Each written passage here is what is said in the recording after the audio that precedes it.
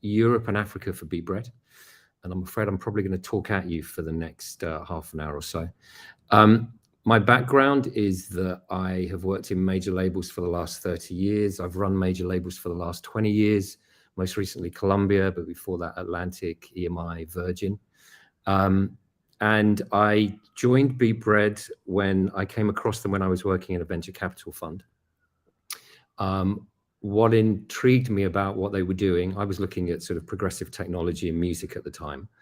And what intrigued me about what they were doing was it resonated so much with my experience in the latter part of being at Columbia. I was starting to see, even though we were very successful, I was starting to see artists coming through the door that were very protective of their rights and basically weren't interested in doing rights deals.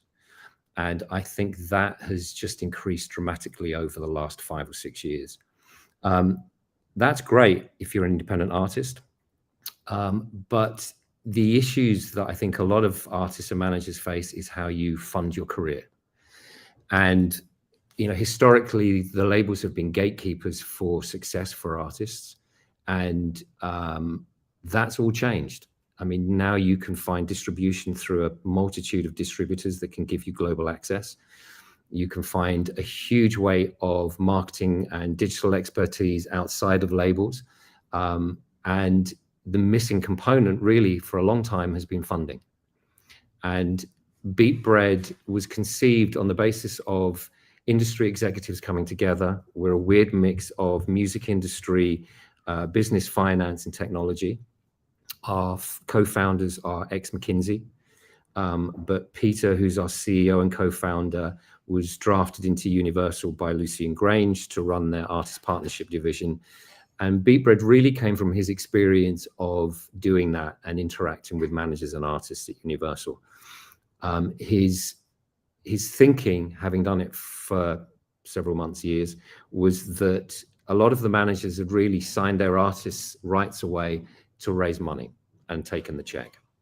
And he didn't believe that fundamentally artists should have to sacrifice their rights to fund their careers.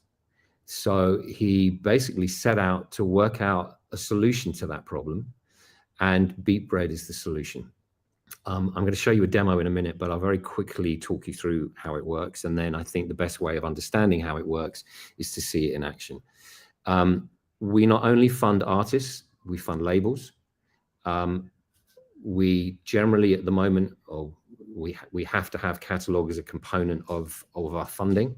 In the future, that won't necessarily be the case, and we'll be able to advance on futures. But we are very much artist and label focused, and we are working very closely with distributors, with managers, and we hope to build the awareness for Beatbread and what we do over the course of the next 6 months, year. We raised $100 million before Christmas. We advanced $20 million worth of deals last year. We're on track to do $60 million worth of deals this year. And we use institutional capital from the US. And the reason that we're able to raise such high levels of funding are because we are running currently at an accuracy rate of 97% on our streaming and income predictions. So as I said, I think the best way to understand what we do is for me to show you. So I'm going to very quickly speed through a demo because we're short on time. And I think there are questions coming up that I can hopefully get to at the end of the presentation. But I'm going to run you through this, and any questions, just please put them in the chat. So this is our website. It's available to everyone. You have to register to use it, but it's very simple to use. So I've basically put in an artist name. At the moment, I'm accessing a Spotify database. So if you're on Spotify, we're going to find you. I'm going to use the email address that I've registered with. I'm going to tell the site I'm not a robot, and I'm going to click forward. Now, what's happening now is that I'm accessing a Nielsen, now called Illuminate, and Chartmetric database, which will give me the streaming data for this artist. And I'll just need to probably correct this tab here because it's on another artist. Okay. So As this comes up, it's pulling data from Nielsen and Chartmetric.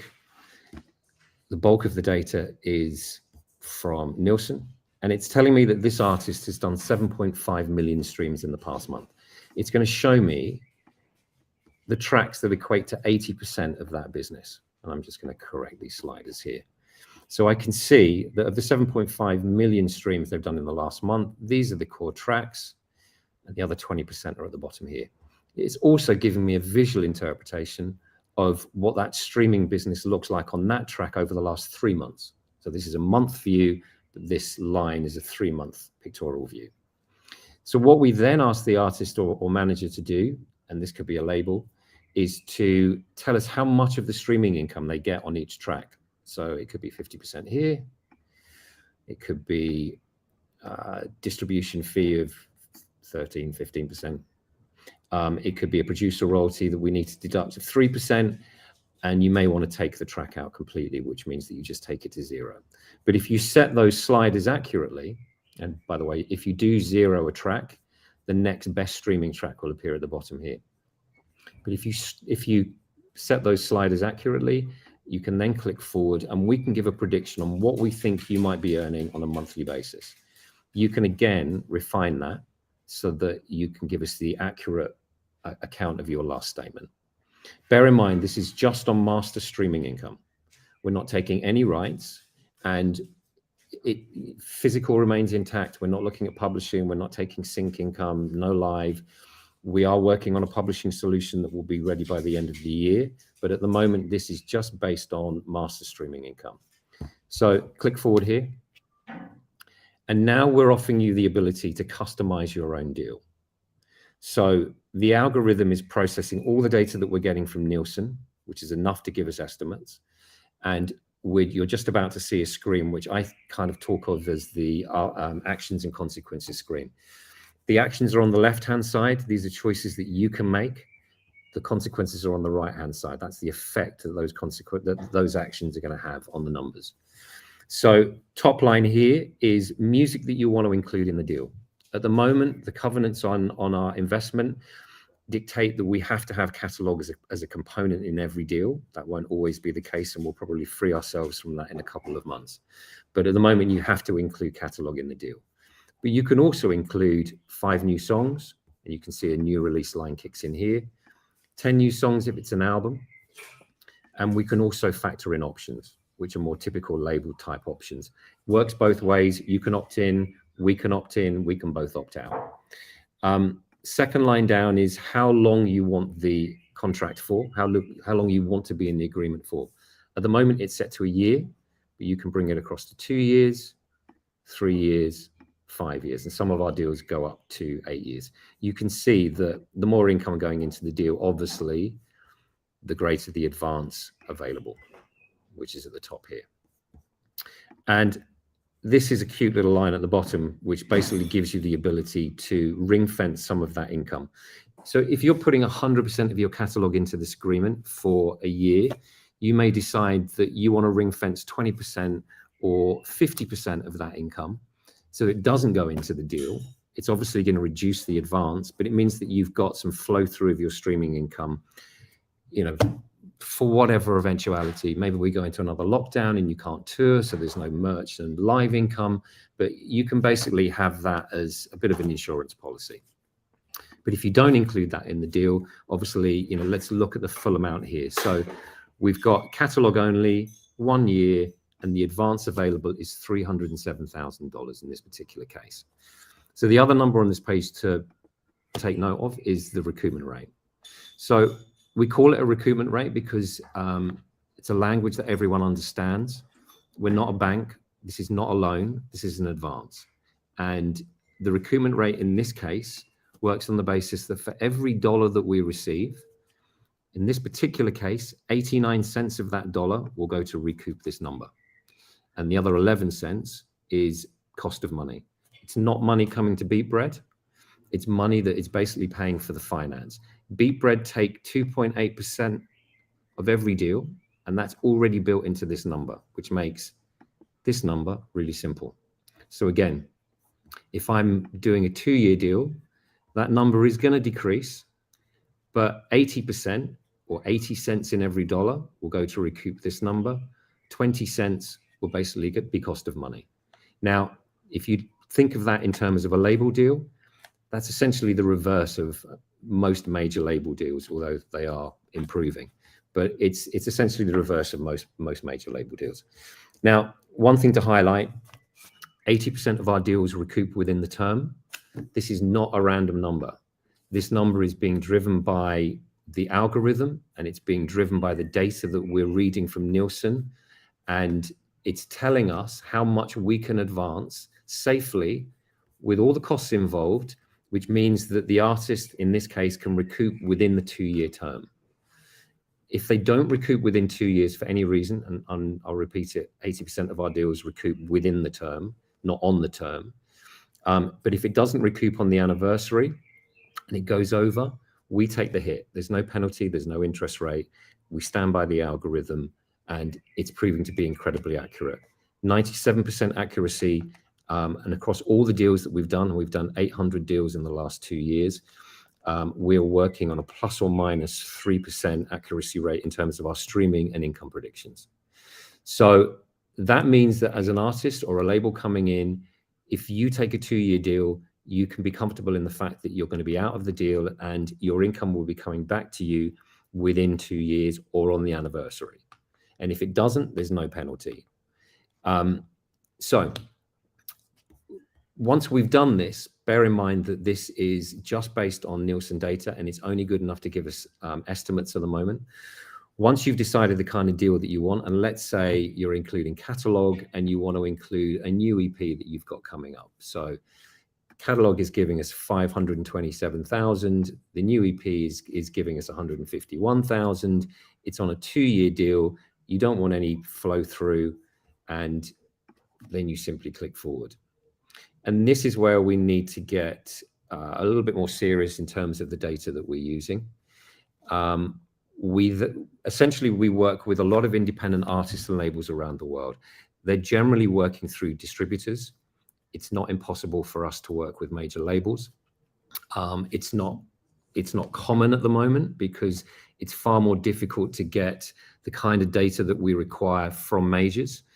But we work with most distributors, and the kind of data that we require, albeit sort of 80,000 lines of data often, is generally available within 2 or 3 clicks. I'm going to show you quickly what that looks like in reality. Bear in mind, this can all be done by you as an automated platform.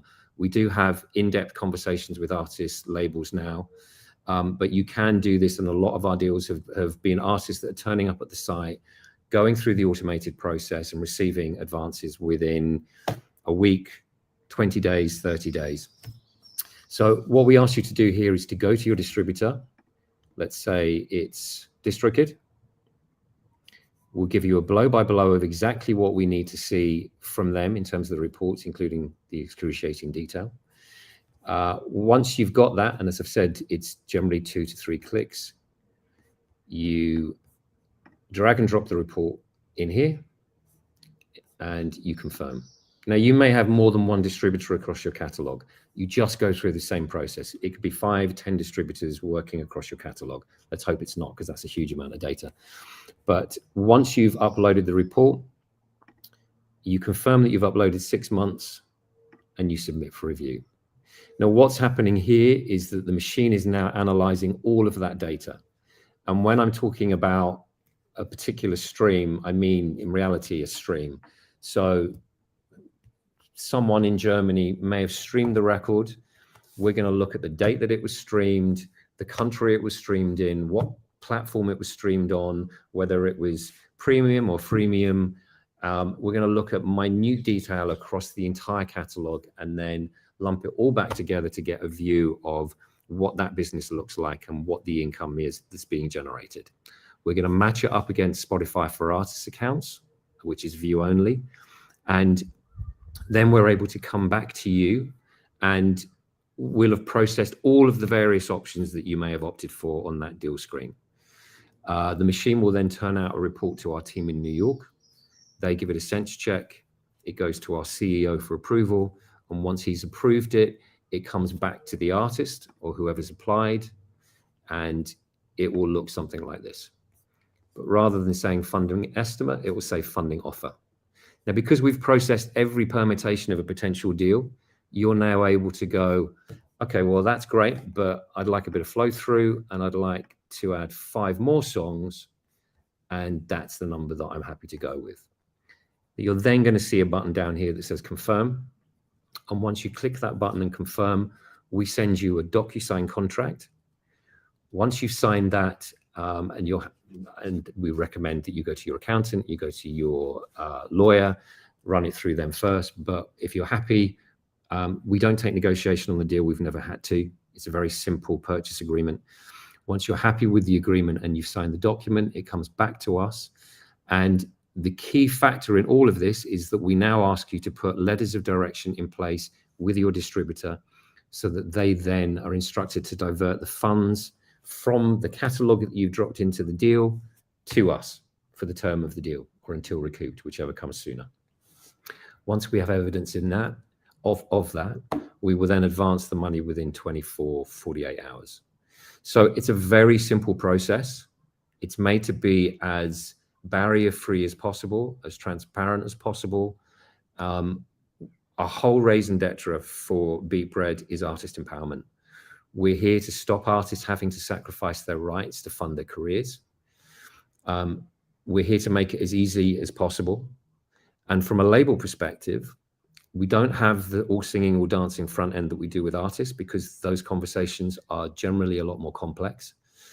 But in simple terms, the way that it works is that you as a label are able to use the income that you're generating on your share of catalog, to raise capital to fund your label. Whether that is a lump sum or whether it's a pipeline structure, we're able to, let's say you're in a 50-50 JV with the artist that you sign, we're able to use your 50% to enable you to leverage an advance that you can utilize to pay for services, to pay for advances for new talent. It only has to be against the catalog that you put into the deal. If you sign a new artist and they have new repertoire, that repertoire is not included. So again, we make it as simple as possible. We're here to basically support independence, artist empowerment, label empowerment. That doesn't mean that we are anti anyone. We're not anti labels. We're not anti distributors. We work with most of the distributors. And it's worth mentioning that we also provide them with a white label service that enables them to provide funding in exactly the same way. We do this with United Masters currently and with a number of other distributors.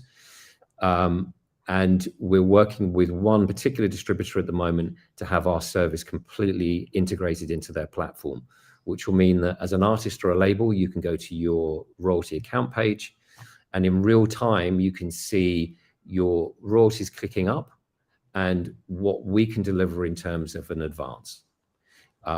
It's presented in a slightly different way. We call ourselves called cash in that environment so that the view stays with the distributor, but it works in exactly the same way.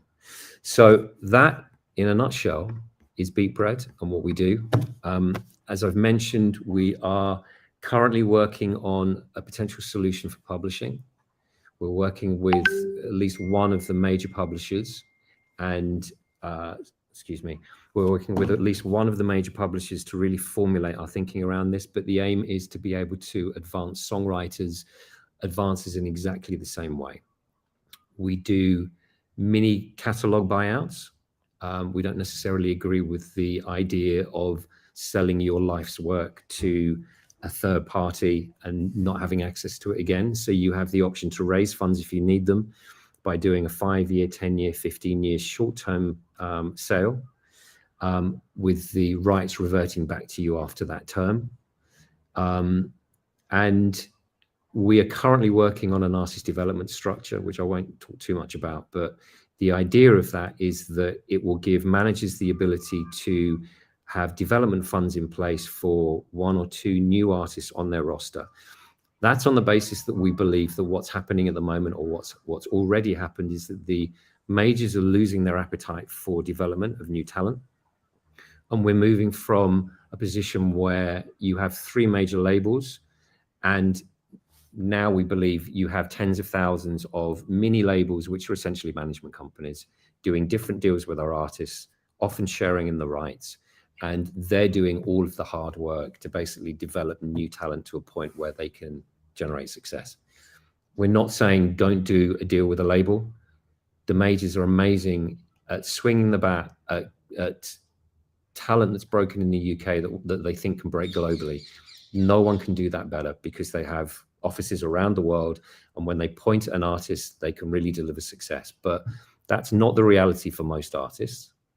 And 95%, 98% of artists that enter into deals end up in long-term spiraling debt, don't get the international releases that they want, and don't have the freedom to leave and reclaim their rights. So we are focusing on developing artists, but we're also talking to artists that are looking to leave their major label deals and regain their independence. And we're looking at artists who are not having their options picked up because they're too expensive, coming out of major deals. We hope to be able to provide funding for their future releases in the future. We're not quite there yet, but that is Beatbread. And now I'm just conscious of the time. We've got about 5-10 minutes on questions. So I'm just going to go through all of these questions one by one, if that's okay. So what happens if you don't agree, if you don't recoup after the agreed term? Well, I think I mentioned this. If you haven't recouped on the anniversary of the agreement, it just continues. The agreement continues until you recoup. But because of the accuracy, that's weeks rather than months. And as I mentioned, there's no penalty to you. We take that completely on the chin. Do I have to have a certain amount of monthly listeners to be eligible for funding? Absolutely. That's a very good question. We would love to be able to provide funding for everyone. Unfortunately, we can't at the moment. The lower threshold is probably 10 to 15,000 monthly listeners on Spotify. I think I've mentioned that we will advance anywhere from $1,000 to probably now 3 million. We just advanced an artist in the US $2.5 million. So we're certainly over the 2 million threshold that we were at. But generally, you need to have built some kind of a base. Ideally, you have some kind of catalog. It's very difficult for us to analyze the level of detail that we need. If you've only got one big song, it's not going to provide you with very much funding. But if you've built a catalog and you've got some level of streaming base, then hopefully we can do business with you. That's that one. Does the artist get all the data that you have, for example, when you're logged all the numbers of the streams, etc.? Well, they have access to that data anyway, because that data is retained by their distributor. All that we're doing is taking the distribution reports, processing it, and putting it into context.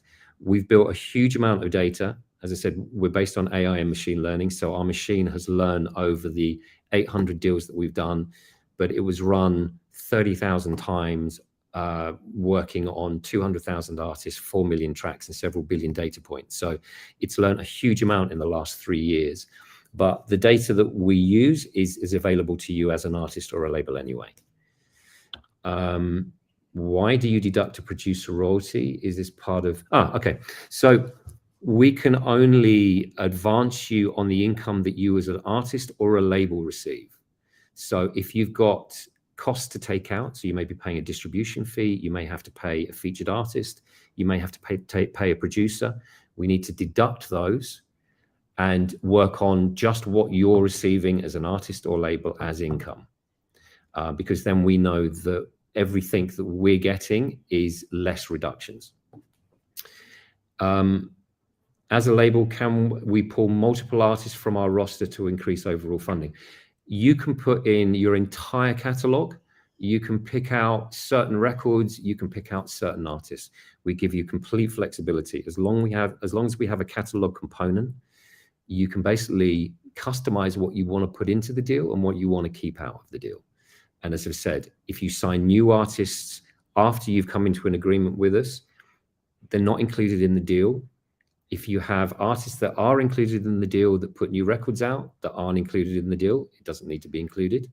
So, it's exactly what you're getting into, what term you're going to be in, and what repertoire you've committed to it. Are you planning to advance songwriters? We don't seem to be included. Yes, absolutely. We're working on that. But as I'm sure you can appreciate, with the amount of PROs, collection societies, publishers around the world, it's incredibly complex. It will essentially work in exactly the same way. We're working with the likes of PRS, the Ivors. We're working with publishers to really ascertain exactly how the data should work and how it should be viewed, and how we can lock income so that we can provide a service in exactly the same way.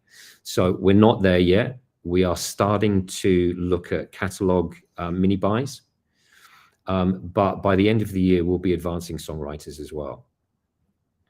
And when will we have more information come about the artist development you're working on out to the public? Sounds very interesting for us artists, as labels sadly don't invest.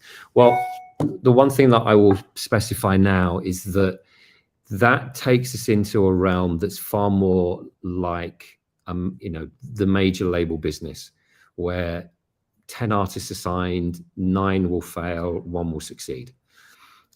We need to be far more responsible than that. So when we do develop these artist development funds, and we're starting to do that now with a handful of management companies that we're working with, it will be invite only. The criteria will be that managers have developed artists, had success, so that we have the best chance of investing and getting return on that investment for everyone. We enter into a sort of more long-term business structure with the managers. It becomes a bit more of a JV, but we provide them with funding so that they can really develop talent. We see a huge gap in this market at the moment because as I said, the appetite's gone. I've spent a long time in my career developing artists. I've worked with, a host of globally successful artists and broken them from the ground up. That just doesn't seem to be happening in the same way. And I think it's more democratized as well. So if you are an independent manager, an independent artist, you have just as much chance of delivering that success as long as you're getting streaming support from your distributor, as long as you're working your social as well. The key to success now isn't just with labels and majors. We've seen that with Stormzy, Skepta, who've managed their own careers and done far more equitable deals on the basis of it. So I'm going to stop there because I've talked to you for well over half an hour now. I hope that was useful. Please just drop any other questions you have into the chat. If you want to contact me, my email address is mark.terry, Terry, at beatbread, beatbread.com. We're here. We're not selling anything. We just want to build awareness that we are an alternative option. You can get advances from your distributor, but the question we will always ask is, what are you trading in that process? We don't take any rights. We will tie you into a deal term that you agree to and that you have understanding of as you come into it, but we're not taking your rights at any point. So that's it from me. I hope that was useful.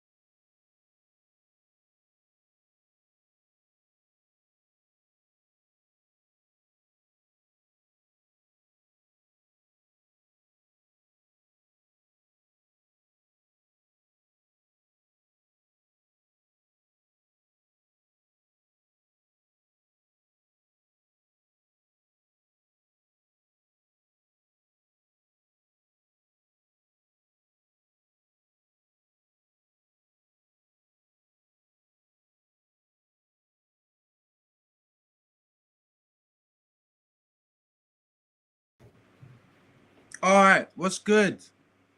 Hi, everybody. It's a bit weird because I'm just in this redundant space. I can't see anyone, but I'm assuming that I've got loads of people that are going to be engaged and ready to look out for us. So thanks for joining us. Thanks for AIM for having us. And yeah, just big up, man. I'm sorry about my backdrop. Not quite as fancy as Mark's. He had the whole eco forest tree vibe going on. Not me. Let me know if there's any, but I'm going to roll like everything's working. So my name is Tidjane Salah. I'm from the Arts Council, who will introduce himself shortly. I'm what they call a relationship manager in the music team, and I'm based in London. I got into working with the Arts Council through my love of art, through my love of music. I'm a hip hop artist specifically. Been fortunate enough to tour around the UK doing my thing under the alias of Kingpin. And it was truly a blessing, and it's truly where my passion for art comes in.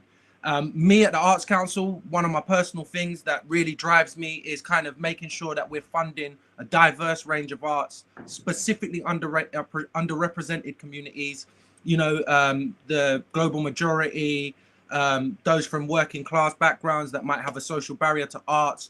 That kind of drives me forward, and I'm really interested in funding projects that help the community as well, give back to the community. So that's a little bit about me. I hope that resonates with you. I'm sure there's a lot of artist managers in here. So there's a connect there. I'm a hand over. Christy, let them know, man. Hi, guys. Yeah, a bit like Tidjane, I can't actually see what's going on. I've just got a slideshow in front of me. So you'll have to forgive me if I look a bit kind of like out of sync or whatever. So yeah, as Tidjane said, my name is Christy. I'm a relationship manager at the Arts Council. My specialism is music, and I work in the Midlands. So my background is in running a music venue for the past 5 years, which also operates as a record shop, kind of like listening bar type thing in Birmingham. I'm also a DJ, a music artist. So I'm sure we'll be able to, there'll be some relevance here with what I'll be talking about. Yeah. Let's move on to the first slide, shall we? Cool. Okay, so firstly, before we kind of get cracking with the main presentation, we just want to tell you a little bit about kind of accessibility. So we want to make sure that Project Grants is accessible to everyone, and that's the main body of what we're going to be talking about today. Tab, and you're on the National live Project Grants, the funding that's available at the Arts Council. So before we get into the details of the programme, we want to mention more about the help that we can provide you if you have barriers to accessing on the top right-hand our funding. So if you find it difficult to get advice or to apply, we can help you. If you click on that, for example, we can provide our guidance in another format such as BSL or Braille. There's also audio, easy to read, and large print versions available to download from our website. Log in with the account that you created for Slido. So you can get in contact with our customer services team if you need any support, and they'll be able to help you out, point you in the right direction.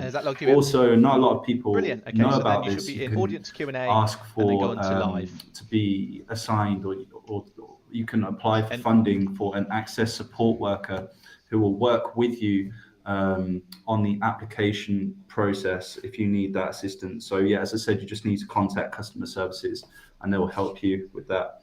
I'll just move on to the second screen. Okay. So just quickly go through what this presentation will cover. It's going to be a little bit of a whistle-stop tour about the Arts Council and our Project Grants funding. So we're going to go through what is the Arts Council, who we are, a bit of background about the Arts Council, and about the National Lottery for Project Grants. We'll talk about how much you can apply for and developing your creative practice. That's another grant fund that's available. We'll talk about Project Grants and our strategy, Let's Create, the application form, and some really important top tips to consider when applying, as well as our application criteria, how to apply online using our Grantium website and tool, and how we make decisions. And then we'll have some details about how you can contact the Arts Council for any assistance that you need. And I will move on. And I think Tidjane's going to take this slide. Yeah, man. Cool. So we're on the next one. Arts Council, is that okay? Cool. Yeah, I didn't recognize it because of the way it chops up. Sorry about that. So Arts Council, what are we? Yeah, we're the Arts Council. Basically, we support creativity. We fund various projects across England, and we just want to see art and culture flourish. So we're basically custodians of public funds. Money comes to us through mainly through public funding, and we make sure that it's distributed equally so that we've got a flourishing arts and culture scene across the UK. We want to develop artistic talent across various disciplines. So you guys will be specifically focused on music, but there are other artistic disciplines that we fund. And we just want to make sure that we empower artists and creative practitioners like yourself. Next slide. I talked briefly about the disciplines that we support. So as well as music, obviously, seeing as we're here with the independent musicians, we also do combined arts, dance, libraries, literature, museums, music, theatre, and visual arts. So across those different disciplines, we supply funding, and we have various teams of people like myself, although I'm specific for music and so is Christy. We have various people like myself that work across those disciplines and make sure we support those organizations or individuals being funded. Next slide. Okay, so now this brings us on to the main event, so to speak, and that is Project Grants. So Project Grants is our open access funding program for the arts, for music in this case. It's our most popular funding program, and it's made possible with funding from the National Lottery. So we get a portion of every sale of lottery ticket. That's pretty much the majority of where our funding comes from, which not a lot of people realize. So Project Grants, it replaced the highly successful Grants for the Arts in early 2018, and we developed a refreshed version of Project Grants in 2021. So it's very high volume, this grants program, but it's flexible, and it offers it offers individuals and organizations to develop their work, as well as help deliver our 10-year strategy, Let's Create. So before we go on to more detail about Project Grants, we want to outline what we mean by project. I think that's really important. So a project, it has a start and an end date, and things that you want to achieve in that time. So your project will allow people to experience or take part in artistic work, either in the long run or within our supported disciplines within a music project, or so on. Move on to the next slide. So Project Grants can support a broad range of creative and cultural projects which benefit people living in England.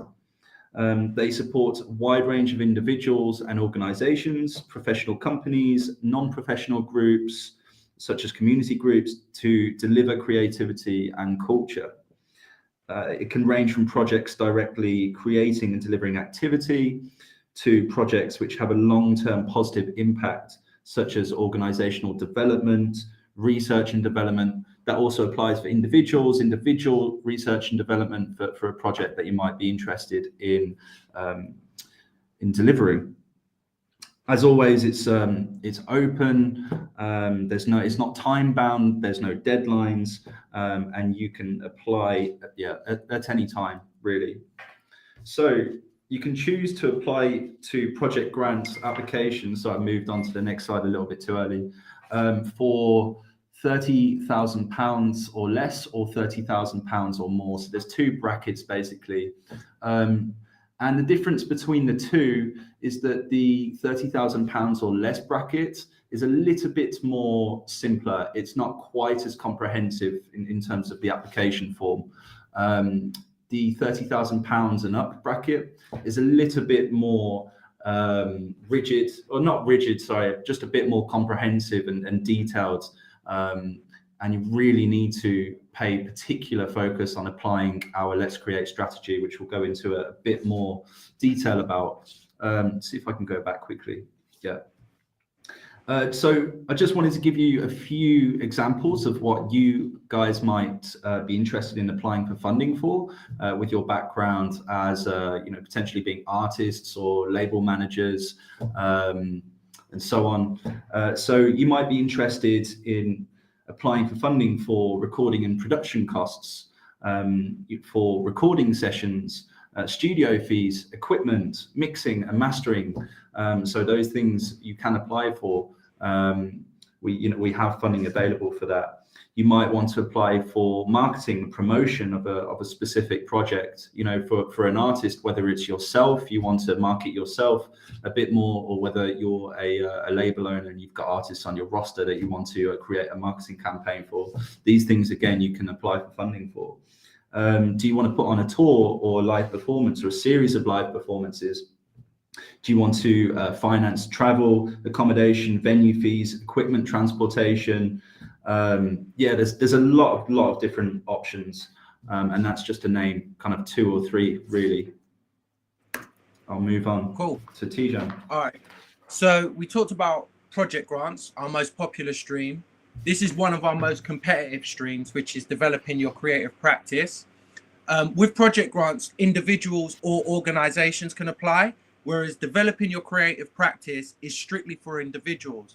And I guess the best way to summarize it is, it's literally about a step change in your creative practice. Like if you want to do something that means you're progressing as an artist, doing something that's different, like, I don't know, you're a rapper, but you want to input singing vocals in your hook. So you want singing lessons, etc. That might be a part of your developing your creative practice application, because you're increasing your skill set, if you see what I mean. So this program's like from 2 to 12K, and it takes a dedicated period of time to focus on your cultural and creative development and take you to the next stage. If you've got access issues, blind, deaf, certain other disabilities that might make it more difficult for you, some neurodivergent issues that might make it a bit more challenging for you, you can add those costs on top of the 12K max. And the activity itself, the developing activity, can be up to a year in length. So I'm going to give you like an example so you can get your head around this. But someone I worked with before I was at Arts Council was a rapper, and they had a lot of samples in their production. And as a result, if they put something on Spotify, it could get ripped down because it had samples in it. And it was obviously sourced from previously released music. So that was problematic. So the way they wanted to develop their skill set is they wanted to learn the production skills so they could incorporate musicians into their beats, so that rather than using samples, they could have those instruments played in originally. So in order to do that, he needed to link up with a new studio engineer. He needed to link up with musicians. He needed to learn certain instrumental practices, and that would help him develop from just being a rapper to also being a producer, audio engineer, etc. So that was how he applied for the DYCP, as we call it, developing your creative practice. That's how he applied for that fund, and he was successfully granted his fund so that he could do that. So that might give you a practical example of how people have used this particular fund to enhance their skill set and develop their abilities as an artist, and we fund that. So we're all about that. Next slide, please. What I didn't mention from the previous slide, and what I'll let you know, is this particular round with project grants, it's open all year. You can kind of keep applying. This one's a little bit more time constricted. So the next round for DYCP, developing your creative practice, the applications open at 12 p.m. midday on the 11th of July, and then it will close again in August. And then after that, it's normally about 3 months later before the following round opens again. So just to repeat, on the 11th of July, 2023, you're able to apply for DYCP. Okay, so where are we now? Let me just catch up. So project grants. So now a really important part of what we do is Let's Create. in all your applications, you need to be able to be in line with our strategy. And it's really important. It's built around 3 outcomes and 3 investment principles. And that's just to make sure that the Arts Council are distributing their funding across a diverse spectrum of art forms. So it's not just going to opera or ballet or the fine arts, as some people may think, but it's to ensure that different genres, different communities are benefiting. So although these outcomes might seem complex, they're very important, and the aim is really to benefit a cross-sector of different art forms. So the 3 outcomes are creative people, cultural communities, and a creative and cultural country. And the investment principles are inclusivity and relevance, ambition and quality, dynamism, and environmental responsibility. Now, I can imagine some of you are sitting there going, what? But we'll explain in the kind of simple terms what those outcomes and principles are, and will help you sort of get your head around them, because they're very critical in terms of your funding application, making sure that your project ties in with these outcomes to ensure that we're funding the right things. Next slide. So I think we come back to those outcomes and investment principles just a little bit later in this presentation, just before people think that we're kind of going off on a tangent here. Yeah, we'll deep dive on them in a bit.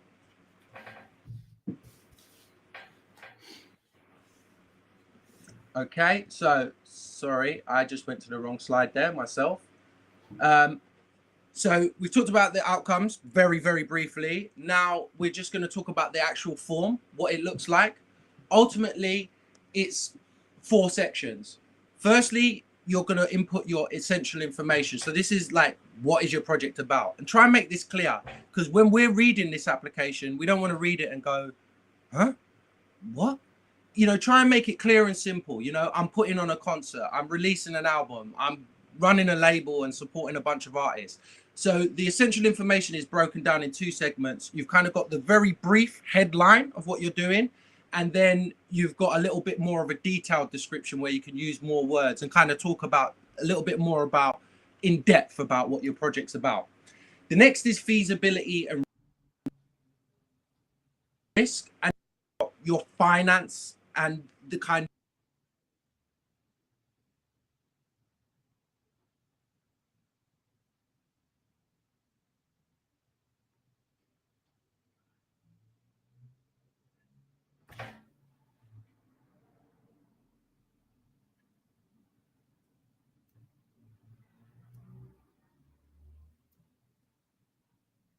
I don't know if that's an issue with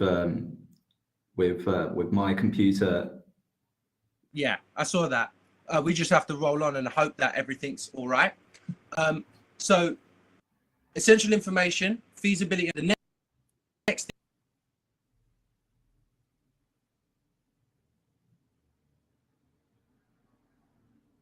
what we talked about and what we're going.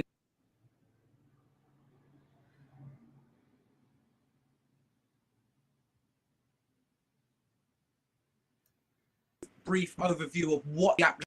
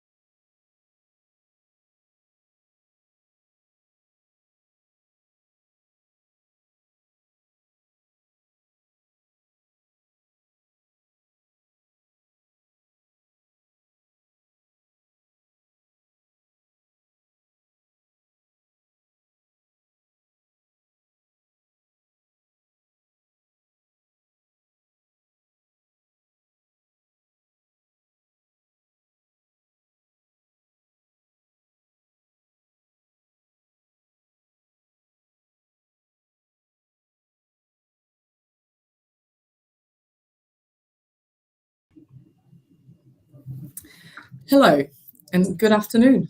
Thank you for joining us for this panel on sampling. I am here today with some incredible guests, including Deborah Mannis-Gardner and Sebastian Mann.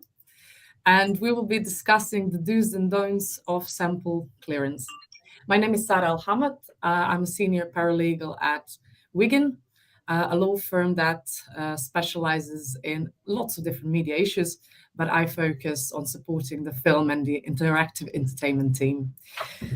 So I will briefly introduce my panelists and then we will dive in.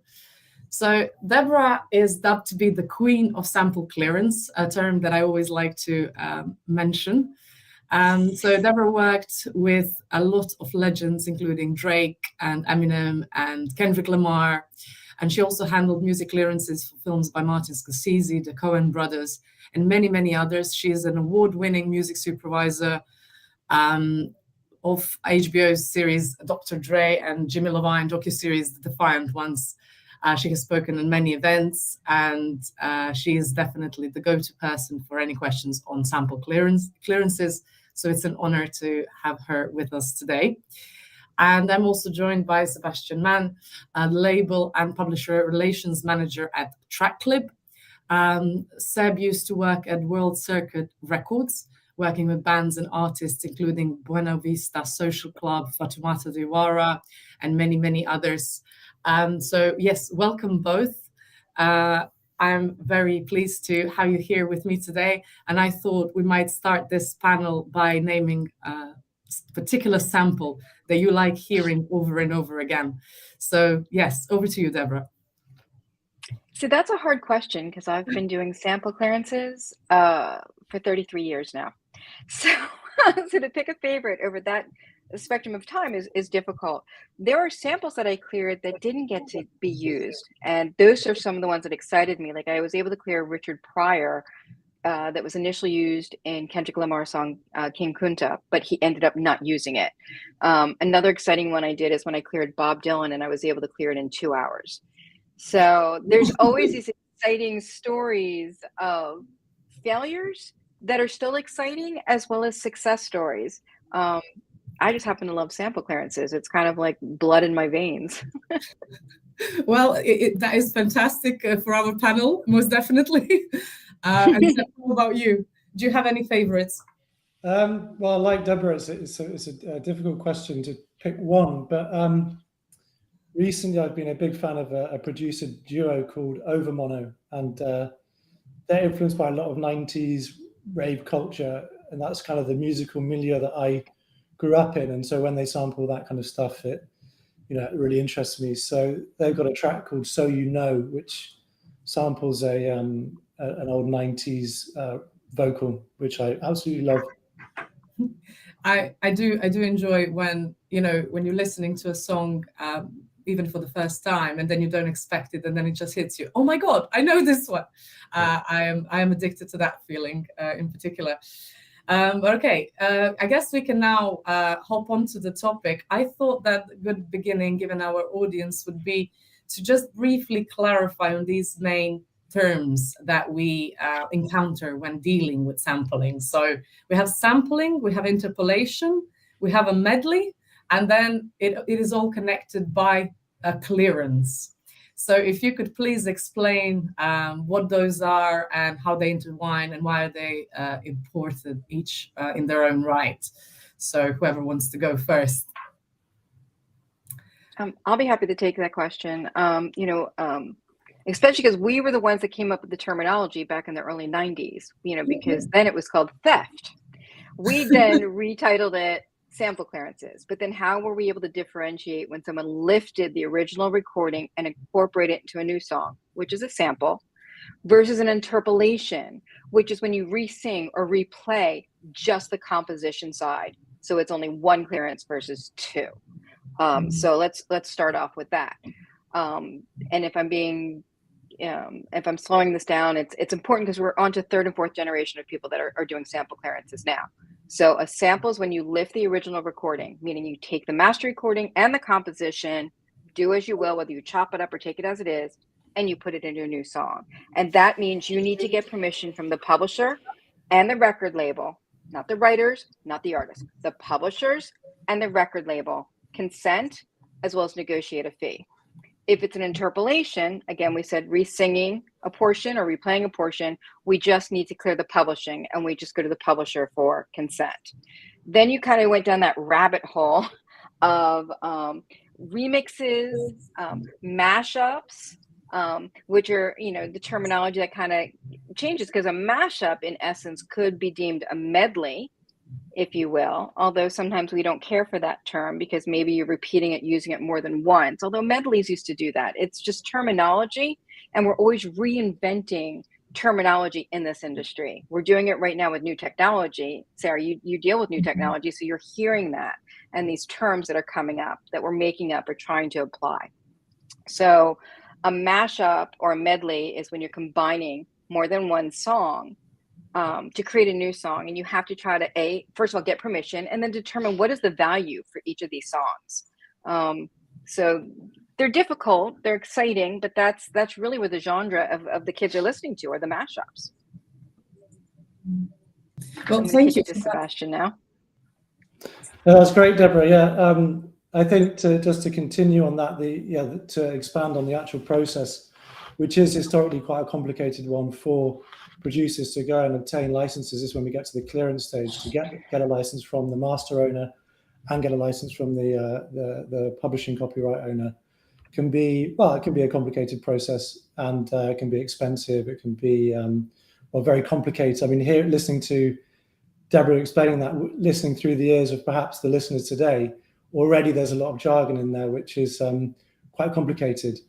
But that's essentially the process: is to get permission from the recording rights holder and the publishing rights holder, and then often that will involve advances and negotiation around deal terms and things like that. Which leads us nicely onto the next question, where we dive into that permission a bit. So the permission, or I would even dare to call it a pitch by the person interested in using a particular piece of music. What would you say?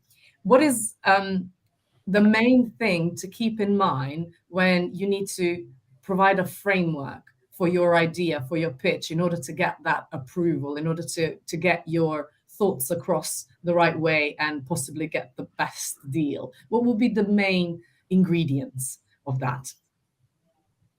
I think it's interesting you're using the word pitch, because what I've been trying to remind people is, in the world of sample clearances or clearances in general, it's an emotional thing. It's a business transaction, but it's based on emotions. And I'm going to say this because here's an individual who's a writer or artist that created a song with an creative idea in mind. And then you're coming to them 20 years later and saying, yep, I just like that bass line, and I just want to take your bass line and put it in another song. So when I say that's emotional, this piece of art that someone created is going to be changed in a way that they never thought. And sometimes they love it and like it and they want to participate. You have to respect the person. If they say, no, I don't like it, or that's not how I envisioned my song to be used. And a great example of that is Anita Baker. She does not allow her stuff to be sampled. And artists that are friends of hers have contacted her, and she's like, I love you, Faith Evans, but if I give it to you, I have to give it to someone else. And that's not how I envisioned my song being used. So that's why I'm going to say emotions are involved. So when we're clearing stuff, unless a client dictates and tells us to make a specific offer in a letter, we don't, because we don't want to offend the person on the receiving end. What we might have deemed as the equation to come up with an offer, why we're offering 15% or 20%, on the receiving end, they might be offended by that. So again, goes back to emotions. Mm-hmm. Yes, it's a very interesting point. It's very similar to when you're trying to secure a track to be synced into a production and approaching for that. And it is very, very similar. So much overlapping. And on that note, my question would be, so an average request, a request form, let's say, what would you say would be the crucial 5 things that each of those request forms must have when you're approaching someone to use their track? Well, again, so, depending on who my client is and who's on the receiving end, I just went to declare a Kirk Franklin sample. Lyrics were really key. As being a gospel and Christian writer and artist, lyrics were the part of his decision making. So a lot of times we make sure that we include what the use of the sample is, lyrical content, if there are other samples in the song. And what's fascinating based on what I do versus what Sebastian does, and the whole amazing setup at TrackLib, is they base it specifically on under a certain number of seconds and over a certain number of seconds. I mean, and that's where TrackLib has come about to make things even easier for people, because as Sebastian says, it's a complicated clearance. And so, and again, DMG is not in competition with TrackLib. We actually work hand in hand, because they have a set catalog that people can sample from. But when it's not in there, TrackLib's like, hey, Deborah, can you help out? Because we need to step in. But very different equations are used, just so you know. It's actually fascinating, in my opinion.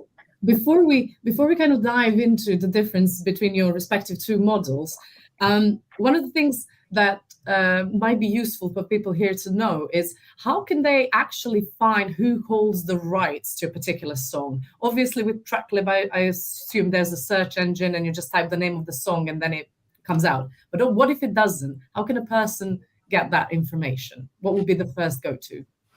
Well, just to jump in there, on TrackLib, it wouldn't be on TrackLib if we didn't have permission from the rights holders. So that would be, first of all, if it wasn't there, then we wouldn't have the rights to have it there in the first place. But traditionally, and Deborah could probably jump in here too, the place you'd look would be on performing rights organization sites to find out who the publishers are and who the writers are. And then on the master side, it's often the case of, well, the first port of call would be Spotify to see who the label is, and then do a bit of digging on that side, and also perhaps look on master performance sites like PPL and things like that to find out who owns the master and who owns the publishing. Mm-hmm. Right. So here in the United States, you're right. We do use the PROs. Fortunately, you know, as again, DMG's been around since 1996. We actually have access to the databases for Warner Chappell, Sony, Universal, BMG, and we also use the MLC, which is a 50-50 accuracy. But what I do have to explain to my staff and my team and everyone, if you've got a song that's published by Universal, Warner Chappell, BMG, and Sony, let's say there's one writer with each publishing company, whatever you grab from Universal is only accurate for the Universal writer. The rest of the writers and splits is not confirmed or accurate. So then you've got to go to Warner Chappell. You need to confirm their share for their writer, and so on and so forth, for it to hopefully equal 100%. Even if you're using the PRO sites, the accuracy is not there.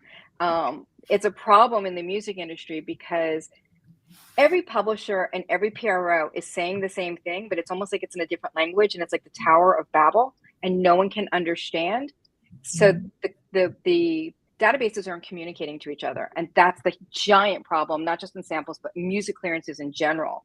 The lack of continuity and gathering this information. So again, what's great about TrackLib is that they've got the writers, the publishers, the master already set. They've done the deal with these copyright holders. There's no question.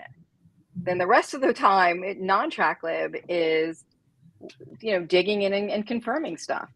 And catalogs are constantly changing hands. And this is stuff that's stuck in my head because I know the databases aren't really up to speed. Like, if you go to Claire Farrell, he's partially Warner Chappell and he's partially Sony. If you go to Paul Simon, he was with Universal, he flipped over to Sony, but not all of the systems reflect that. So, and this is continuous of the buy and selling of catalogs and writers jumping from one copyright holder to another. And then the old trick is, if you're missing like 1% of a song, chances are Hipgnosis bought it. So I mean, it's not easy for people to do this on their own. And I think that's why I've been doing it as long. And that's the whole concept of why TrackLib came about, Sebastian, when you say to not lose this art, not make it cost you an arm and a leg, and to be a layman, to be someone who isn't necessarily Drake yet or Khaled yet, but someone who likes to sample and can eventually get to that point. But their skills is sampling. I mean, sampling is an incredible art and skill. People are like, oh, it's just theft. I dare you to take a guitar lick from one song and make it work in a completely different song. It is not easy. I mean, there's people who do really crappy jobs, but it's an art. It's amazing. See how excited I get? Do you often give creative inputs to people who are looking to sample a certain song? If you know that something might be difficult to clear, would you give them a creative input, like maybe suggest to look here, listen to that? I do that when, you know, when there are certain copyright holders that are very, very difficult. And again, I talk to the different folks at TrackLib and I'm like, oh, can you get some more, you know, and they went on this whole Bollywood thing because Bollywood used to be very expensive. And the first thing I did when I started consulting TrackLib was like, oh, dude, you got to get some Bollywood in, you know, because that way I can just send my clients. Like I always say, if you don't have the money or this is a difficult thing, please look at TrackLib. I also say to people, if you're a really good producer, you should be able to make a beat from even a polka song on TrackLib. I mean, that's an art, that's a skill. So, but sample clearances, like people come to me like, Deborah, can you pitch my catalog for sampling? Well, it's kind of like you can take bring a horse to water, but you can't make them drink. You can bring a beat to a producer, but doesn't mean they're going to use it. You can bring a song to a music supervisor, doesn't mean they're going to place it. It's always that person and that creative decision that's going to decide what they want to do. What's happening? Okay, well, Seb, I think that now is the perfect timing so that we hear a little bit more about TrackLib. How does it actually work? What is it comprised of? And anything else you can discover? Sure. Yeah. Well, yeah. Deborah's teed that up really well, making it all sound very complicated, which it is. Traditionally, getting a sample license is well. Firstly, people have to understand copyright. They have to understand what publishing and master rights are, and you know, for the best will in the world, if a producer wants to get on with what they love, which is making music, not necessarily understanding music rights. So there's first a knowledge there, which is lacking for most producers, and not knowing where to start. And then there's actually contacting the rights holders themselves and knowing how to negotiate that. So immediately there's already a barrier for producers, which is it's a problem with accessibility. So sampling at the moment really only available to a very top tier of producers who either know what they're doing or they have people who represent them who can explain that to them. So with TrackLib, what we've done in trying to untangle this knotty issue is, as Deborah's already explained, to make that all very straightforward. So our aim is really to make sampling accessible to everybody, to make it affordable because it can be very expensive, and to make it very straightforward because it is really quite complicated. If I could just walk you through how it actually works for a user. And typically users will pay a subscription fee, and there are various tiers of that, but the starting tier is $5.99. This is in pounds. And then they're able to, that gives them access to the site. And then once they're in the site, they can browse. We have over 100,000 tracks on TrackLib from labels and artists from Isaac Hayes to Bob James, right through to kind of ancient Chinese folk music. So there's a huge breadth of catalog there, and users can then search through that. There's a great deal of effort put into curation and into searchability, so people can search by genre, by BPM, by what key it's in, and to really narrow down and find exactly what they're looking for. But we also put quite a lot of work into curation, trying to inspire producers by putting together collections that are reminiscent of other famous producers, or indeed music that has been sampled by those producers. So there's the accessibility and there's the discoverability, but then the actual sample license process is then quite straightforward. What they need to do then, once they've found a track that they would like to use, then they have to pay a license fee, an upfront license fee, and that's normally $50.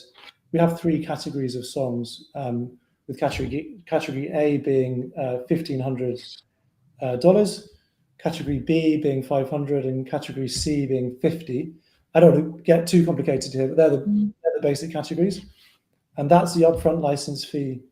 And then once that's been paid and the producer wants to release the new derivative, the new track that they've made, they have to agree to pay over a share of the income from the sale of that new derivative, whether that's digital or physical.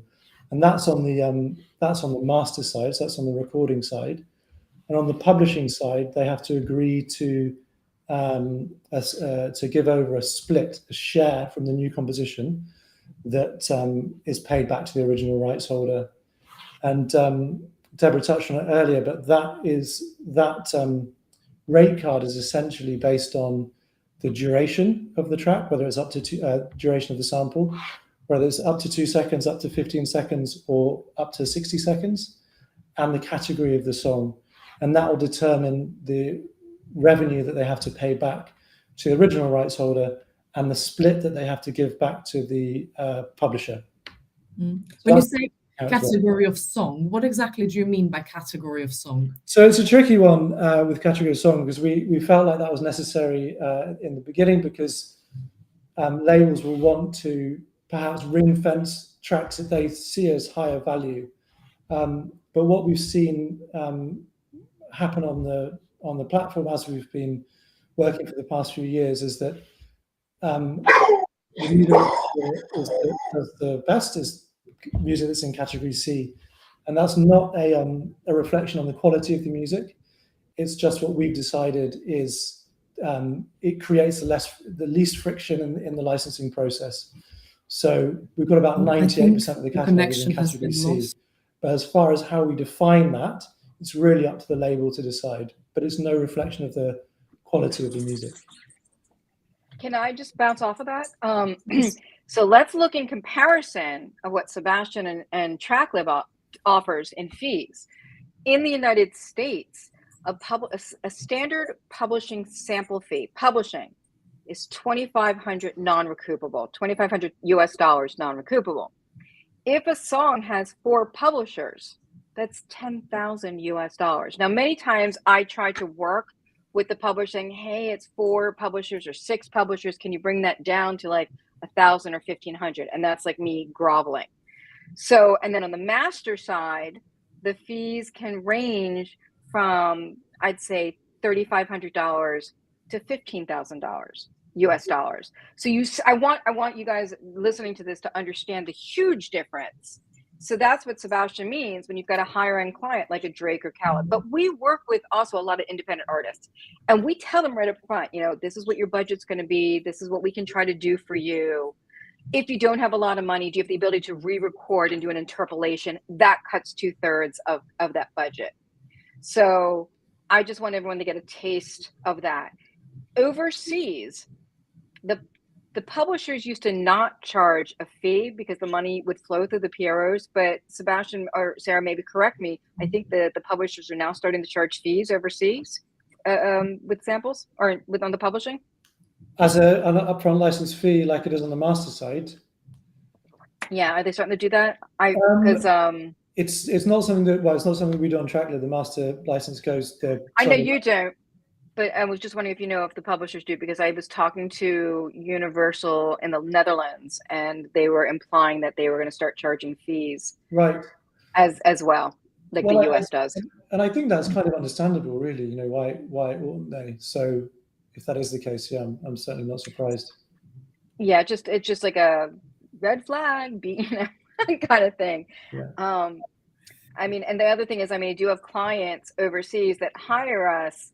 And sometimes it gets kicked back to the territory of the initial release, where it used to be that because they hired a US company, we could just do it through the US. Because I can tell you this, outside the US, if you then sample a US copyright and you have to go to, let's say, Universal Netherlands, but it's a US copyright and the Netherlands has to go to the US, that timeline could increase to 8 to 12 to 16 weeks. Where if it came from the US and we're clearing in the US, it could take maybe 2 weeks. So there's also that drag of time because of so many gatekeepers that need to touch the clearance. So just to confirm on that, so what is important is where the song actually originates, not where the song is requested. So it will ultimately come to the source. It's both. It's both. It's both. For example, just like in the US, sometimes I go clear something with Universal US, and it's an American writer, but they were signed out of the UK office. So the US office has to go to the UK to get permission. And so it drags on our side as well. It can be delayed because of that. Yeah. I mean, it's a very complicated issue. And one thing that I just want to, for the sake of our audience, clarify is the difference between master and publishing is a very important difference. And I know that especially in some genres, mainly, I saw it most with dance electronic music, simply because the producers tend to be the performers at the same time. It's how they create their music. So often that difference between master and publishing is, well, they don't differentiate as easily, let's put it like that. So maybe a clarification, just what are we talking about when we talk about master, and what are we talking about when we talk about publishing could be useful. Seb, you mentioned it. So if you can clarify between the two, just for our audience, and then. Sure.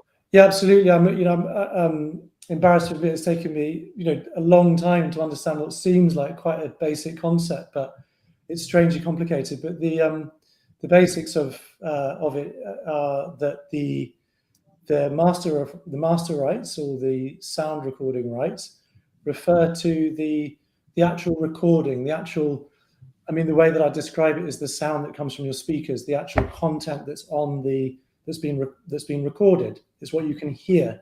So that's the master. And on the publishing refers to the composition. So the way you could imagine that is the actual notes that have been written down, the sheet music, let's say. It's the person who's actually written the lyrics or the melody. So those are the two.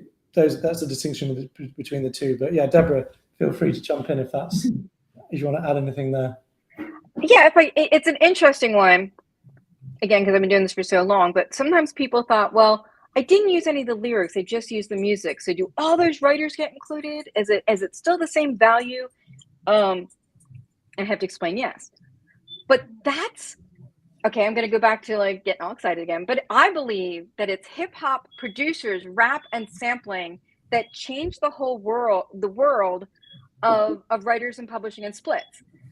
Think back to the Beatles and who produced the Beatles or who produced Led Zeppelin. Those producers did not get writer credit and did not get publishing.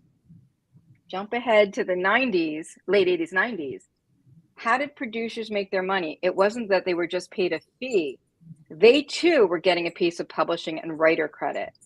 And so so now if you look at rock and roll, producers of rock and roll songs are getting writers and credit and splits and publishing. So it was our genre of music, it was hip hop and rap that changed the whole structure of splits and music and compositions and publishing because of samples. Just throwing it out there. It is an interesting point. So would you say that today you can't achieve a full buyout, so-called, anymore? So, or is that still a thing? It's still a thing. When people come to me, there's a great catalog, the LRC catalog, which was Sonny Lester's. Sonny passed, his wife passed, his son got it. And he always does these $10,000 buyouts. And then he's trying to sell his catalog. I'm like, dude, your catalog is diminished in value because you would do a $10,000 buyout here and a $10,000 buyout there instead of building your catalog. And he's in the midst of selling it now. And I'm like going through and explaining why he's diminished the value. But sometimes, again, doing this for 33 years, I was dealing with someone that he was going to default and lose his home if he didn't make a giant payment on something. And so he did a $25,000 buyout so he could save his house. It's different.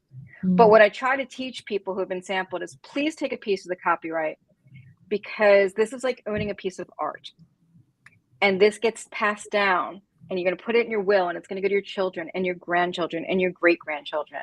Don't wave it off because it's not something tangible that you can hold. And so I've been really on a soapbox and trying to help fractionized writers and publishers to make sure that their stuff is registered properly. I mean, to be sampled and to own 1.5% of an Eminem song, why would you give that up? That's continuous revenue from generations to come. It adds up. So I see one of the questions also here in Slido is, how do artists submit samples to Tracklib? I think because you mentioned catalog and how these deals impact the catalog, Tracklib could be also an interesting option, I believe, for people who are looking to find more benefits for their catalog, to monetize that catalog. So Seb, if you can maybe provide. Yeah, absolutely. I mean, I heard a stat recently. I don't know how true it is, but I think it's certainly representative of the current climate in music, that it's something like only 2% of the world's catalogs are actually active. The rest of these catalogs are dormant. And so I think it represents, well, a really good opportunity, like you say, for rights holders to monetize very sleepy catalogs that aren't doing anything. And sampling is one way to do that. As we've learned, sampling is a really complicated and inaccessible process. So yeah, TrackLib is an opportunity for labels and publishers to add value back to their catalogs. So you said that on that new song, the way the TrackLib works is that there's a share of income on the master side and there's a split on the publishing side. So let's say that the person that owns the catalog does not control the master rights, or the person does not, they have publishing only. Would they still be able to monetize parts of their catalog through TrackLib? Exactly, yeah. And well, to address the question directly, to send music to us would just be via our website. So we're always happy to hear more music. But to answer your question, yes, often the publishing and the master will be owned by different entities, and we make, quite often we'll sign a label and they'll say, well, we've got all the master rights, but you'll need to get the publishing from several different publishers. So it's perfectly fine as long as somebody controls it and they're willing to make the music available on TrackLib. We can make it available to users.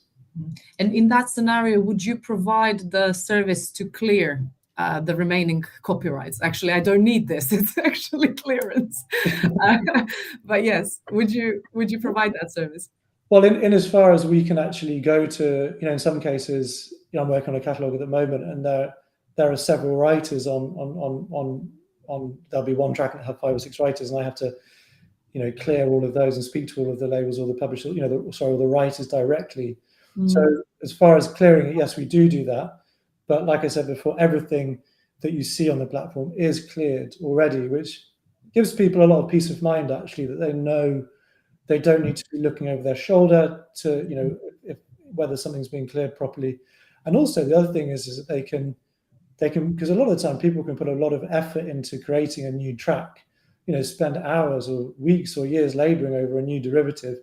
And then they go to the label and the publisher and they just say, well, we don't like it.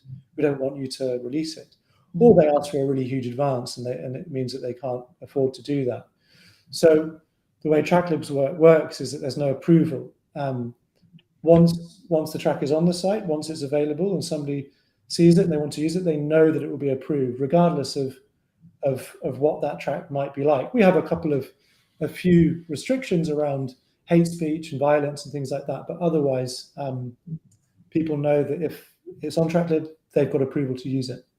Okay. And with regards to the new song, would you impose an obligation on whoever creates that new song to register that work appropriately? And do you do checks to make sure that's okay? Yeah, absolutely. The final stage of the process is that the owner of the new derivative has to register it properly with the PROs and provide ISRCs and so on. So we have those checks and balances in place to make sure that things are being registered as they should be.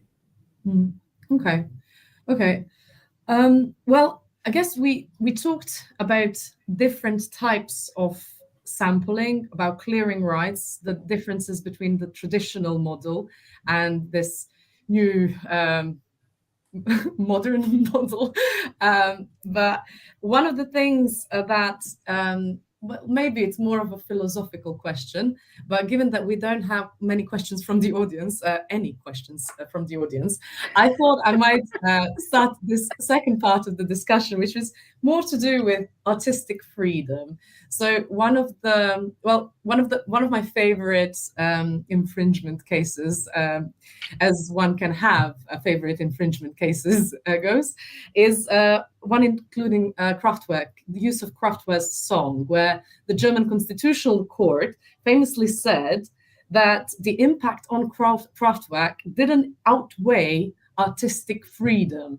So they basically said that there's no infringement. However, that was overturned later. And as we know today, even a 2-second sample is still an infringement. So starting from the 90s and all of those, well, a variety of samples, I think everything released in the 90s contained a sample, whether cleared or not. Up until today, what would you say? How did it impact that artistic freedom? Did it prevent artists from creating less? Do you see it as a constraint of their freedom, or do you see it rather as something that is there to protect them? As in I say, in the 90s, discussion. right? So in the 90s, you're right. Like even Common, Redman, all of these guys, EPMD, DOS Effects, we would sometimes clear 6, 7, 8 samples in one song. You know, I used to refer to it as like a jambalaya, which had all these different ingredients to make this incredible meal. They would take in like and De La Soul, which we just finished re-clearing their entire catalog to get it out on DSP, because that was the whole style. That was Prince Paul and the style that they all did, where you just scratch like one time this and one time that and da da da da da. And still try to remain that there was a piece of publishing left for the artist. And, you know, a lot of early Redman stuff, he didn't get a piece of publishing because we just couldn't hold on to it. He had so many samples. I think jump ahead, you've got this generation that's taking that into account and trying not to incorporate. So yes, you're right. It does affect their creativity, but I think sometimes recording artists or artists as a whole keep all of this stuff in mind. There's still the huge underground, and I think Tracklet probably keeps track of this more than anyone, with the underground where people aren't clearing their samples, and there's like sample spotters and these different groups, and I'm on some private Facebook groups where people try to identify these scratches, these uncleared samples, and even try to go back and look at the 90s. Personally, I don't know why you have to go back and make these claims of this stuff and try to, if people are trying to do the right thing now and to move forward. You know, again, late 80s, early 90s, we did a lot of all media buyouts. But then when you open the agreements and you read them, the wording really didn't take into account new technology and streaming and all that stuff, because the way the words were, it didn't cover those rights. And that was like how Tommy Boy had interpreted the contracts, and that's why De La Soul wasn't on DSP. Like, you know, we would get James Brown for a $500 buyout. So it was a different world. It was a different time. We were told this wasn't going to be around. We were told it was theft. We had to create rules to make sure that everyone was financially compensated. So yes, I think artists are affected creatively. I think most of my clients are open to hearing why something's denied, where the cost is, open communication and conversation discussing what that means. And you mentioned modern technologies. I'm quite interested to hear your thoughts on AI and sampling. Does AI sample, and does it do it with legally? Does it do it legally or not? And what are your thoughts? I believe that you participated in a very interesting roundtable discussion recently. So if you could share with us, how do you see all that developing, the metaverse of sampling? Yeah, I mean, I'm on a lot of them. I'm actually doing 2 again next week in New York City. There's so many different levels of AI. I mean, I actually just got a questionnaire from our US government, from the Biden-Harris, asking questions, because we do need to implement laws in the United States to protect intellectual property.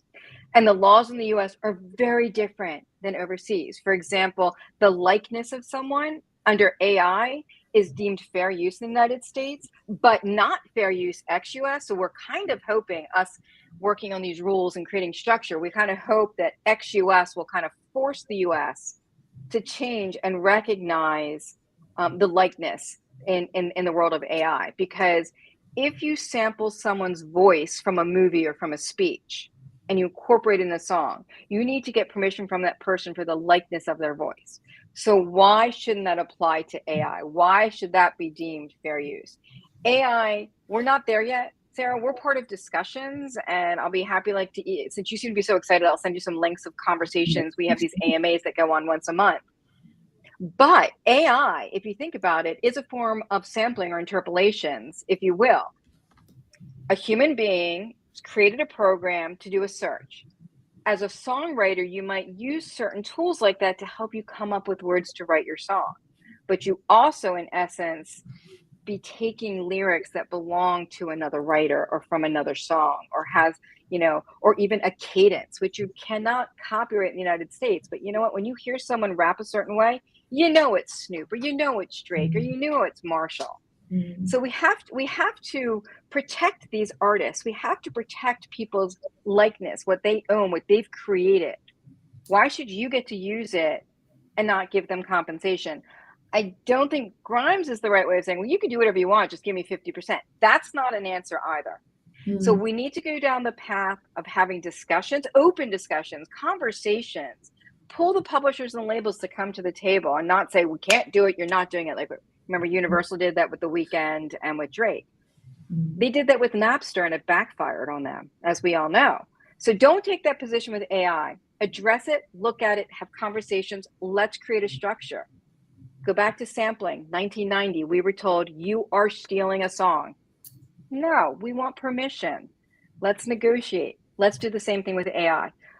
On the flip side, because I like to do this, AI scares me. We're going in the United States, we're going into an election in 2024. And my concern with AI are videos and memes that pictures that people create that aren't real. Great example is someone released a photograph of a bomb going off at the Pentagon that was AI generated and never happened to create a scare. So we've got to create laws. And I keep telling people, let's create the laws in the music industry so that it can be applied to politics, advertising, and other forms of media. That's my soapbox for you. Yes, it would be nice to, for a change, start from the music rather than tell the music what music should be doing. It would be a nice plot twist in the overall grand scheme of things. I guess we have another 5 minutes or so. I don't see any questions here, so I will just continue with my questions. So you say that in terms of litigation, okay, so let's leave AI aside for a moment and just focus generally on samples. How likely is it for a particular use to actually that someone will sue or over the use of their work, improper use of their work in any kind of sample? How much does that actually happen? I have seen only examples of big superstars being sued, which kind of led me to think that if you have a deep pocket, you will get sued. But otherwise, there is this understanding you can take a piece of something and then use it as long as you don't earn too much money off of it. Is that right? What would you say in your experience? I think that's a great question because you use the word sample. Most of these lawsuits are not based on samples. Kraftwerk was, but the big stuff that you're reading in the news in the United States are interpolations. And it's sounds like, feels like, inspired by. That is not an interpolation. So the decision of Blurred Lines pisses me off. It should have never won. And I go on record saying that all the time, and I don't care what people say. I mean, and the fact that, with the Ed Sheeran, people are so back and forth on it, that was a performance. Ed pulls out his guitar, and of course they're gonna be like, not guilty. Go back to Blurred Lines, and Robin Thicke is an asshole. And so the jury didn't like him. And so, and I'm not an attorney, I'm gonna say that right now. But many attorneys say to me, once you go before a jury in the United States, if you're not liked, you're gonna lose. Doesn't matter what the crime is. You either are liked or not liked. And in these musical cases, in my opinion, this is just my opinion, I think it's been a matter of like and dislike. How these artists and their people respond to these claims, I think is also really relevant and important.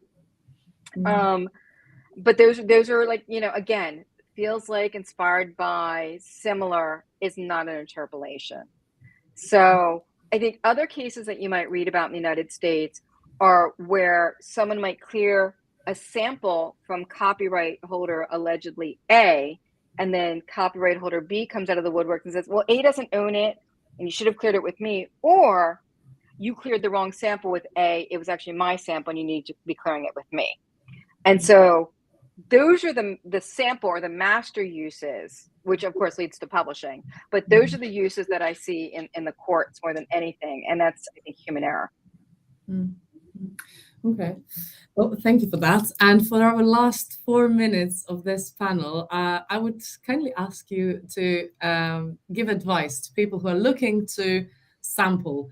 What would you say to them? Seb, I feel like this is your moment. And sorry for the last 5 minutes. Well, of course, yeah, I would say TrackLib. It's for all the reasons we've discussed. It's the easiest and simplest and legal and most straightforward way to sample music, to get inspired. It's, we have producers right from bedroom hobbyists like myself who have no idea how to make music, right through to Kendrick Lamar and J. Cole and so on. So there's a huge breadth of people from all different levels of their careers using it. And so, yeah, I'd say dive in. And there are so many tools out there for people to start creating and to get inspired. So, yeah, I would of course strongly recommend TrackLib as a place to start sampling. If I can add to that about TrackLib, two things. One, with TrackLib, that the sampled writers and publishers are going to earn revenue from the use. And that's one of the reasons why I love and respect TrackLib, because they care about the writers and artists. And that's really important. The second point is there are a lot of libraries out there that offer beats, and they don't necessarily check to make sure if it was a newly created beat or if it's a lifted beat from someone else. And so when I'm working with most of my clients, especially all the major record companies, TrackLib is one of the few companies where they're like, TrackLib, okay, that's fine. We know it's a legitimate deal. Oh, you took it from that library? We're not really feeling healthy or comfortable with that deal. And then there are other companies out there that are legitimate, but it's not royalty earning to the person who created it. And so that's why I'm not as excited. So I'm not going to diss anyone in this. It's Sebastian knows who I'm talking about. But I mean, I think what I love about it is people making money. And that's really important. We live and breathe music wherever you are, whether you're in a taxi, in a mall, at the movies, watching TV, at a party, hanging out with people, in a waiting room in a doctor's office. You hear music. But if you don't financially compensate the writers and the artists, meaning through the publishers and labels, then how are they going to be able to support themselves to continue making good music for you? You're willing to buy a bottle of water. You're willing to buy coffee that you could have made in your kitchen. You should be responsible and be willing to pay for music, especially when it betters your life. You need to help financially support the people who are creating it. I mean, this is the perfect ending. I think you basically said it all. I absolutely agree with you. And I think it's about time that generally creativity is valued a bit less. I would like to live in a world where that is retained by the humans rather than AI, while we do the shitty jobs. So yes, please, if we can move in that direction, that would be fantastic. I believe our time is up. There was a reminder there. Thank you both very much for this. I do hope that our listeners also enjoyed this chat and then that they understand sampling a little bit more. Thank you and have a good afternoon. Thank you, Sarah. Thank you, Sarah. Thank you, Sebastian.